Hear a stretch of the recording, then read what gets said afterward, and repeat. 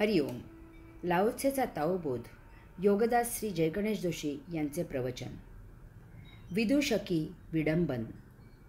Laozi सांगतो की ज्याला स्वतःचा गर्व आहे तो श्रेयाला वंचित होतो. ज्याला स्वतःबद्दल घमेंड आहे तो लोकांचे नेतृत्व करू शकत नाही. जो प्रकाशतो तो सर्वांना सहजच दिसून येतो. त्यासाठी मेणबत्ती लावून दाखवावे लागत नाही की पहा माझ्याकडे प्रकाश आहे. जो नेता असतो, पुढारी असतो, तो त्याच्या कर्मयोगामधून जनतेत सिद्ध होतो. त्यासाठी गर्दी जमवून सभा भरवून भाषणे करत कंठशोष करण्याची आवश्यकता असत नाही. दारावर नावाची पाटी लावून भागत नाही. त्याखाली शैक्षणिक बाराखडी कोरलेली असते. का रे बाबा, मग हेही का कोरत नाहीस की तू घमेंडखोर आहेस, अहंकारी आहेस? असे लोक उद्योग करतात आणि PhD मिळवतात. ते सुवर्णाचा मुलामा देऊन दारावर चिकटवतात. त्यांच्या बोलण्यातून त्यांची विद्वत्ता उमजून येत नाही, ती दारावर वाचायची असते. कोणीतरी स्वतःला पुढारी म्हणून जाहीर करतो. कोठे गर्दी जमलेली दिसली की तो पुढे पुढे करतो. ते पाहून दुसऱ्यालाही पुढारी व्हायचे असते. तो त्याचे पाय ओढतो आणि स्वतःला नेता म्हणून जाहीर करतो. ते पाहून तिसऱ्यालाही पुढारी व्हायची इच्छा असते. तोही त्या गर्दीमधून वाट काढत पुढे येतो. तेथे हे एकमेकांचे पाय मागे ओढायचा खेळ खेळू लागतात. जनता हा विदूषकी विकृतपणा पाहून मागच्या मागे आपापल्या कामाला निघून जाते. हे तिघे आपापसात लठ्ठालठ्ठी करतात. त्यातले त्यात जे कमी टगे असतात ते मागे पडतात. मागे पाहतात तर कोणीच नसते, कारण शहाणे लोक या विदूषकी विकृतात भाग घेत नाहीत. त्यांना अनेक उद्योग असतात. तरी नेतेपणाचा खेळ सुरू राहतो. निरुद्योगी तेवढे हा नसता उद्योग करत वेळ घालवतात. ज्याच्याकडे काही नाही त्याला स्वतःची प्रसिद्धी करावी लागते. त्यामुळे ते विडंबन असते. हे पायाच्या बोटांवर उभे राहणे असते. कोणी लक्ष देत नाहीत म्हणून वाढदिवसाला पाट्या लावाव्या लागतात, जेवणावळी द्याव्या लागतात आणि सांगावे लागते की मी आहे. हे टांगा ताणून विदूषकी आणि विकृत चालणे असते. जो सत्य असतो तो सहजच प्रवाहित होत असतो. अमुक ठिकाणी जायचे म्हणून तो प्रवाहित होत नाही. त्याची नैसर्गिक विद्वत्ता जेथे गती घेईल तेथे तो प्रवाहित होतो आणि हिऱ्यासारखा चमकतो. त्याला जनाधाराचे कोंदण आपोआप प्राप्त होते. गर्दी भाड्याने ओढवून आणावी लागत नाही. तसेच वाहत वाहत एक एक क्षण तो मूलधामी पोहोचतो. तेथे पोहोचल्यावर त्याच्या लक्षात येते की आपण तर शेवटच्या मुक्कामी आलो. नदीने वाहत असावे, वाहत असावे. सागराला मिळण्याचे किंवा आणखी कसले ध्येय नसावे. तिने तिच्या आनंदात वाहत असावे. केव्हा तरी अचानक ते योगधाम दृष्टीपथात यावे आणि मग कुणीतरी सांगावे की प्रत्यक्ष योगेश्वर स्नानासाठी तुझ्यात उतरत आहेत. तिने कृतकृत्य व्हावे आणि योगेश्वराची पादसेवा सुरू व्हावी.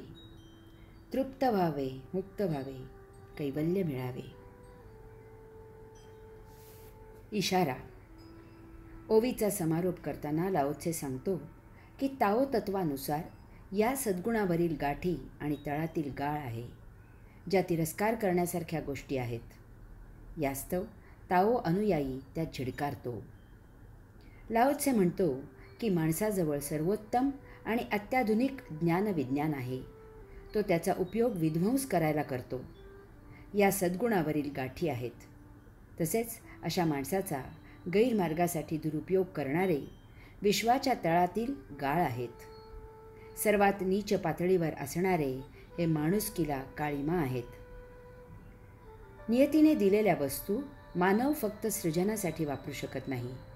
अल्कोहोलचा वापर तो फक्त औषधातच करू शकत नाही, तो त्याची दारू करून पितो.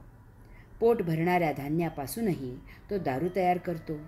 सरळ साधे सोपे असलेले जीवन आम्ही वस्तुजगताच्या अनावश्यक हव्यासामुळे विनाकारण ताणतणावानी भरून ठेवले आहे.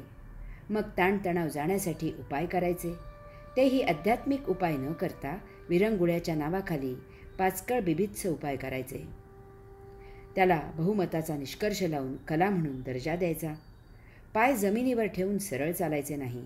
पाय ताणत वाकडे तिकडे करत चालायचे.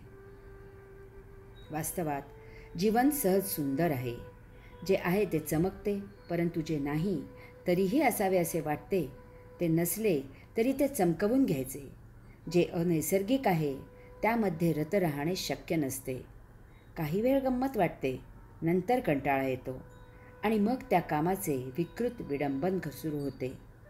यामधूनच गुन्हेगारी प्रवृत्तीचे लोक पुढारी होतात. अशांकडून देशाची सूत्रे कोणत्या दिशेला जाणार हे सांगायला ज्योतिषाची गरज नाही. अशांपासून देशाला, जनतेला वाचवायला सद्गुणी लोकांना पुढे आणावे, तर त्यांच्या सद्गुणावर फोड असतात.